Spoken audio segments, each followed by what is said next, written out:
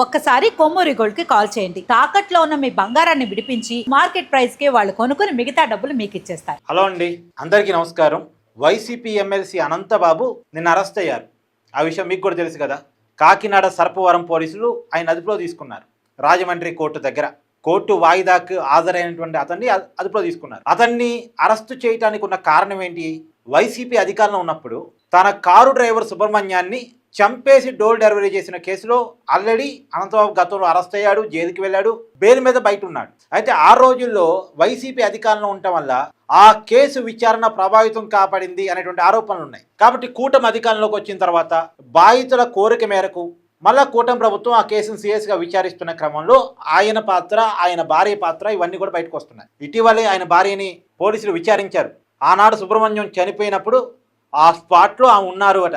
ఆ స్పాట్లో ఉన్నారు కాబట్టి ఆ రోజు సంఘటనలు, ఆ రోజు అసలు ఏమేం జరిగింది, ఎలా జరిగింది, ఎందుకు జరిగింది, ఈ విషయాలన్నీ ఆరా తీసే క్రమంలో ఆమెను విచారిస్తే పెద్దగా ఆన్సర్స్ రాలేదు అనేటువంటిది కూడా మనం విన్నాం మీడియా ద్వారా.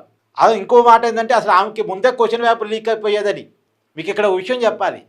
వైసీపీ అధికారంలో ఉన్నప్పుడు ఈ కేసుని విచారించింది పెద్దిరాజు అనేటువంటి ఒక సిఐ, సర్కిల్ ఇన్స్పెక్టర్. సరే, ఆయన వైసీపీ గవర్నమెంట్లో వైసీపీ నాయకుడిగా ఉన్నటువంటి అనంతబాబుకు ఫేవరబుల్గా ఉన్నాడు అనే ఆరోపణ చేత సరే అది కూటమి అధికారులకు వచ్చిన తర్వాత అతను విఆర్కి పోయాడు.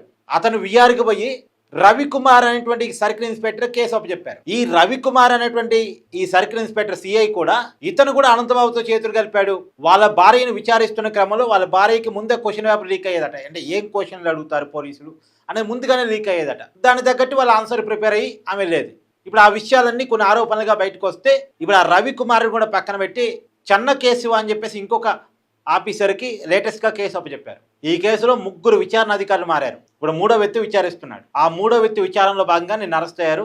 అరెస్టు కావటానికి ఉన్న రీజన్ ఏంటి అంటే ఇందాక మనం చెప్పుకున్నాం కదా, వాళ్ళ భార్య పాత్ర, అతని పాత్ర ఇవన్నీ బయటకు వస్తున్న క్రమంలో సాక్ష్యాలను తారుమారు చేయడం కోసం అనంతబాబు ట్రై చేశాడు అని. ఆ కేసులో ప్రధానమైన సాక్షులు నలుగురిని ఒక అపార్ట్మెంట్ పిలిపించి తలా 3 లక్షలు ఇస్తానని వాళ్ళతో ఒక ఒప్పందానికి, ఇతను ఒప్పందం అనేది వన్ సైడ్, వాళ్ళు ఒప్పుకోవాలి అవసరం లేదు. నేను 3 లక్షలు ఇస్తాను, కాముగా ఉండండి, నాకు అనుకూలంగా చెప్పండి, నాకు వ్యతిరేకంగా, నా భార్యకి వ్యతిరేకంగా చెప్పొద్దు, ఇంకొంటే తలా ₹1,00,000 అడ్వాన్స్ అని కూడా నలుగురికి ₹4 లక్షలు ఇచ్చి మొత్తం ఒక్కొక్కరికి 3 లక్షలు ఇస్తానని చెప్పి ఒక ఒప్పందం చేసుకుని ఇది ఏమన్నా బయట చెప్తే చంపేస్తాను. ఇప్పుడు ఈ డబ్బులో పందాలు నేను పిలిపించి మీతో మాట్లాడింది ఇవన్నీ కనుక బయటికి చెప్పారంటే మిమ్మల్ని చంపేస్తాను, సుబ్రహ్మణ్యం ఎలా చనిపోయాడో మీరు కూడా అలాగే చనిపోతారు అని బెదిరించాడు అనేటువంటి ఆరోపణతో కేసు బుక్ అయింది. సుబ్రహ్మణ్యం సోదరుడు కేసు పెట్టాడు. వీళ్ళు కూడా ఎవరైతే ఈ నలుగురు సాక్షులు ఉన్నారో వాళ్ళు కూడా ఒప్పుకున్నారు పోలీస్ స్టేషన్లో.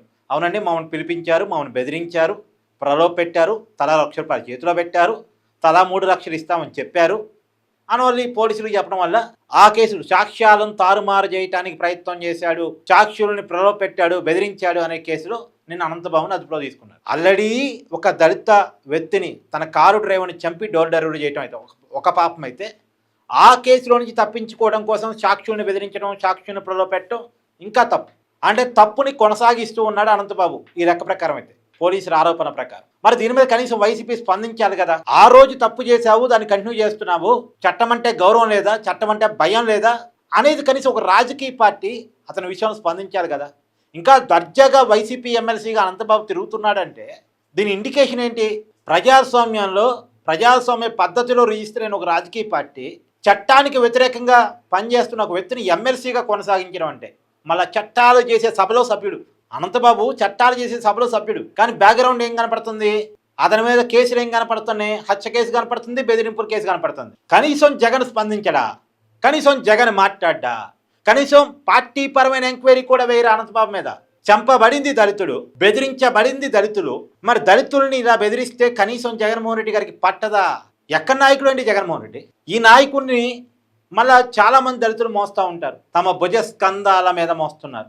దళిత ఓట్ బ్యాంకులో చాలా ప్రధానమైన ఓట్ బ్యాంక్ వైసీపీకి ఉంది. ఇప్పుడు దళితులు ఆలోచించుకోవాలి, ఆ పార్టీని మనం మొయ్యాలా వద్దా అనేటువంటిది. ఒక దళిత కార్ డ్రైవర్ని చంపడం ఒక మహాపాపం అయితే, ఆ కేసు నుంచి బయటపడటం కోసం ఇంకా బెదిరించడం, ఇంకా చంపుతానంటాం, లేదు ప్రలోభ పెట్టడం, డబ్బులు ఇవ్వటం, అంటే ఎటు వెళుతుంది ఈ వ్యవస్థ? మళ్ళీ అతను చట్టసభలో సభ్యుడు, ఒక పార్టీకి ఒక పెద్ద నాయకుడు. చాలా క్లియర్ కట్గా వైసీపీ ఈ నేరాలన్నింటినీ తమ భుజాన్ని మోయాలనుకుంటుంది. ప్రజలు ఈ నేరాలు పట్టించుకోరు కాబట్టి, పోయింది మా ప్రాణం కాదు కదా, పోయింది మా ప్రాణం కాదు కదా అనే ఆలోచనలో ఉంటారనేటువంటిది చాలా దురదృష్టకరం అండి, చాలా దురదృష్టకరం. ఇవాళ ప్రాణం పోయింది పక్కింటోడిది కావచ్చు, ఎదురింటోడిది కావచ్చు, రేపు మన ఇంటి దాకా రాదని గ్యారంటీ లేదు ఆ ప్రమాదం. నేర స్వభావాన్ని పెంచి పోషిస్తే, నేరస్తులను చట్టసభల్లో పెడితే, నేర స్వభావం ఉన్న వాళ్ళనే అందలం ఎక్కిస్తే రేపు మన నెత్తి మీద కూడా కత్తి వస్తుంది. అది ఎవరి కాళ్ళుగా ఆలోచించుకోవాల్సిన అవసరం ఉంది. సో మొత్తంగా జగన్ కనీసం స్పందించకపోవటం, పార్టీ పరంగా యాక్షన్ తీసుకోకపోవటం, అసలు అదొక పెద్ద ఇష్యూగా పార్టీ చూడకపోవటం మీద మీ అభిప్రాయాన్ని కామెంట్ చేయండి. Thank you.